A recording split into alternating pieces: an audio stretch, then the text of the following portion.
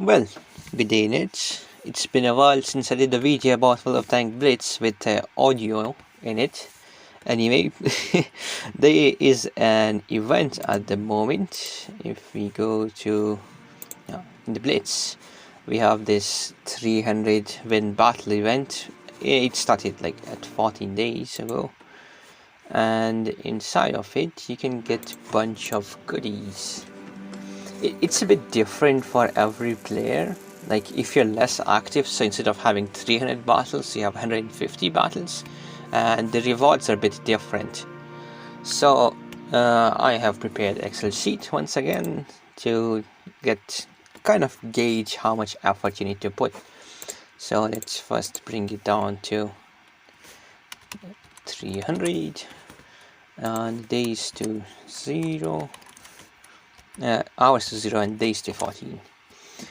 This is a random sample of battles I added here. I looked up my own replays, and it turns out the average time is not 4 minutes like I have used in previous similar type of videos. It's a bit over 3 minutes.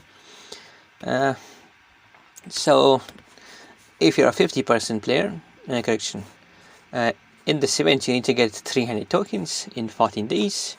That is required to win 21.4 battles per day, and at the end of the event you would get all of the rewards. So in this case it's a container to get tanks. I would say if you're like busy or you don't really play the game that much, you can ignore these two rewards at the end, because chance of getting tank from them is quite less. And once you get that tank, if you get a drop of a tank, then there's of course under roll on what tank you're going to get.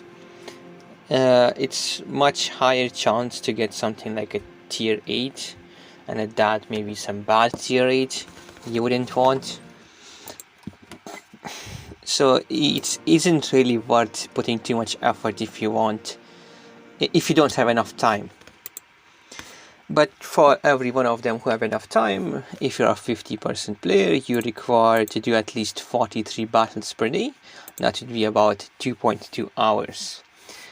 Point to note here is that the average battle time doesn't include the time you take in queue or the time it takes you to exit the battle and get into the next one.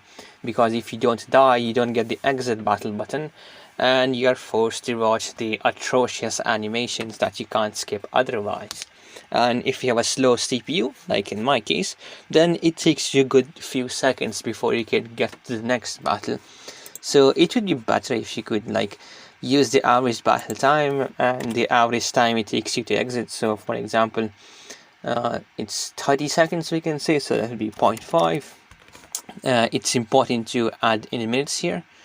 Other way to do it is to do 30 seconds and then divide it by 60, because that is how many seconds are in a minute. Oh yep, I forgot to add equals to sign here. There you go. So if it takes you 30 seconds to get into next game, it will take a bit under 30. Oh, correction, didn't mean to do that. There you go. It will take you a bit under 3 hours per day to play. I am bringing this point up because when you have something in very long period, like 14 days, it's about half a month, then small fractional time like 30 seconds or 40 seconds can snowball into much larger factor. So instead of having 2 hours, you would have something like 2.5 hours. So that is why I mentioned about the time it takes in queue and the time it takes you to get back from the battle and to get into the next battle. You can also include if you take any break during playtime here, and that would also may snowball into much larger effect at the end of the day.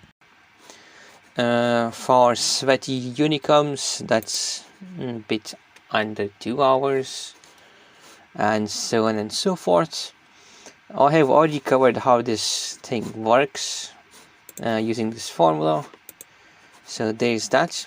all of the gray things are editable, so once you get in some point where you have done some, if you've granted some amount of tokens and some amount of time is left, so we can also calculate that. So for, let's take my example, I have 44 victories done. We do minus and do 44 here, and then we add the time.